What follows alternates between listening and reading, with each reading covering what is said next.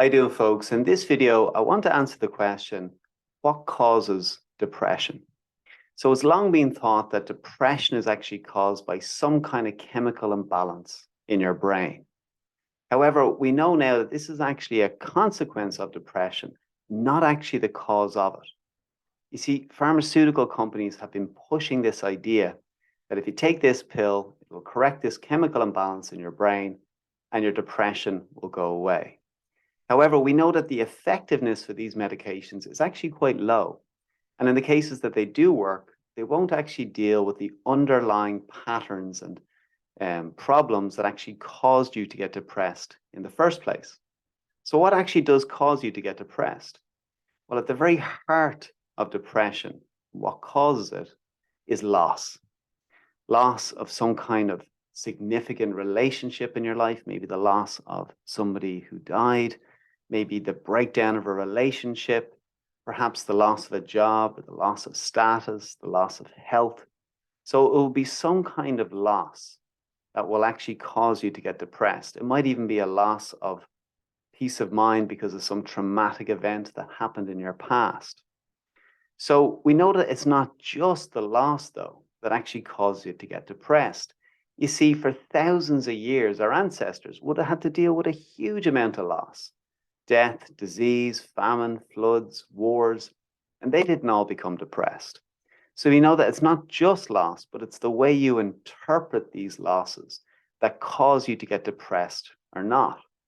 So if you are depressed, if you tend to kind of be prone to feeling depression, then you'll probably notice that you tend to engage in very black and white thinking. So perhaps you begin to see things, you take setbacks and losses, you take them very personally. You might even feel that if you're feeling depressed, that you kind of use that as a stick to beat yourself with. You might notice that when certain things happen, that you see them as affecting all areas of your life, so very pervasive. And you might notice that any kind of setbacks or loss, you tend to think that they're going to be permanent, or they're going to go on forever, or there's a fear that it'll never end. So these are the kind of emotional thinking patterns that you probably are engaged in if you're feeling depressed. Now, the way to actually address and to lift depression quickly and rapidly is actually to help you to calm down these emotions at this more unconscious part of the mind. You see, any emotions that you're not choosing consciously are by their very definition unconscious. And even though talking about those kind of surface level thoughts and feelings that you might be having with a therapist can help to kind of release some of those tensions that you might have built up, they're not really going to get to the heart, or they're not going to get to these deeper emotions that are actually causing you to stay stuck in that depressed mood.